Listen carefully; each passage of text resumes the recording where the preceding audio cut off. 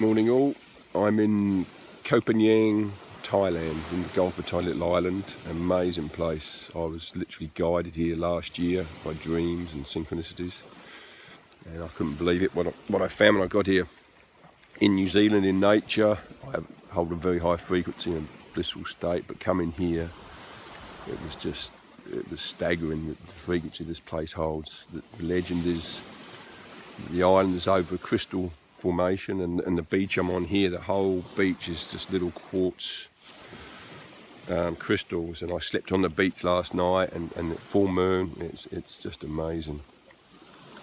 A lot of young travellers come here for the full moon parties, and I think it started as a very sacred event, or not an event, just a gathering. But of course, money is involved now, and it's big business, and they just come in and get shit-faced basically, and I think they missed the point.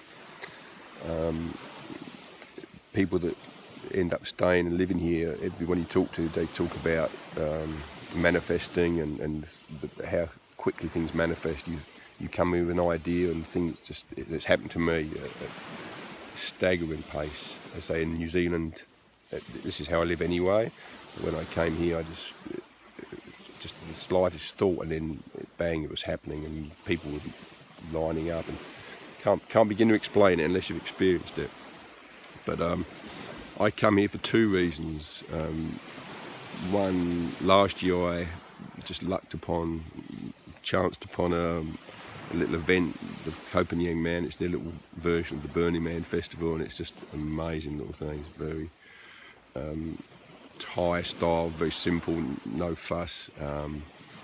Run by a gentleman that just moved here from America and thought he'd do it just for fun, and he did it. In America, you'd have to get compliance and resource consents, and just here he just did it.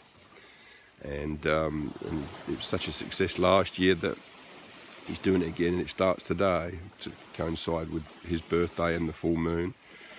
And I'm going to be teaching intuitive carving there and doing performance poetry with the DJs, also from New Zealand. But the other reason I came here, in New Zealand it's winter now, and in winter the energy's down, of course, nature in tune with that, just everything shuts down, and I've got a big art project on there. My energy was down a bit, not depressed in any way, but just I'd wake up with the occasional sort of negative thought, and I'd just recognise that, and it's not mine. So I'd just get up and do it. But I came here to charge up. Just as soon as I step on this island, I can just feel that energy surging through me, and nothing but positive thoughts.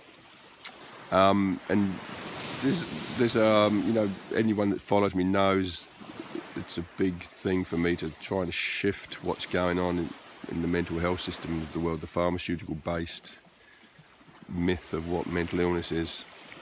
And they just come up with labels and medications and just invent things, and one of them is SAD, seasonal affective disorder, and it's the disorder word that particularly bothers me. Like, there's something wrong with us, something wrong with you, the gentle, sensitive beings of this earth. There's nothing wrong with being sensitive, on the contrary, in fact. And what humanity's forgotten, that we are nature, we are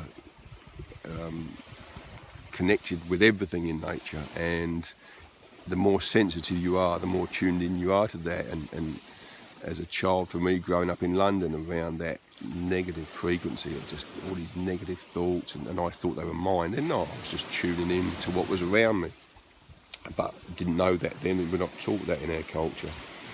And in the winter, this seasonal affective disorder, if you're living in some shitty little bedsit in London, all are cold and alone and no friends around you, and you get down, and you haven't got the energy of nature to keep your moods up and your frequency up, you get down, you get depressed, and who wouldn't? It's not how we're meant to be living. We're supposed to be living in community, in love, with positive people around us and healthy food, and everything in our culture steers us away from that.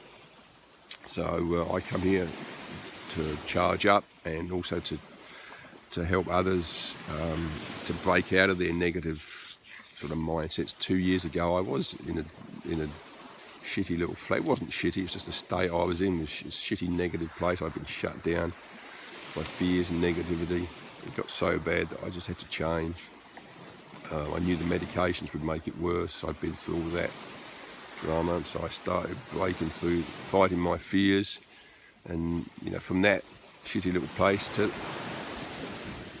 this pleasant little place. So yeah, I'll be talking more on what perceived mental illnesses are, and next few days I'll show you a bit more of this island, Koh Phangan. Travellers from all around the world come just to check out of the mainstream, and it's an amazing place. It's becoming more and more home to me. So I'll stop waffling now. I want to go and swim some more, eat some nice food, and go and party for a bit, and we'll talk to you soon. Bye.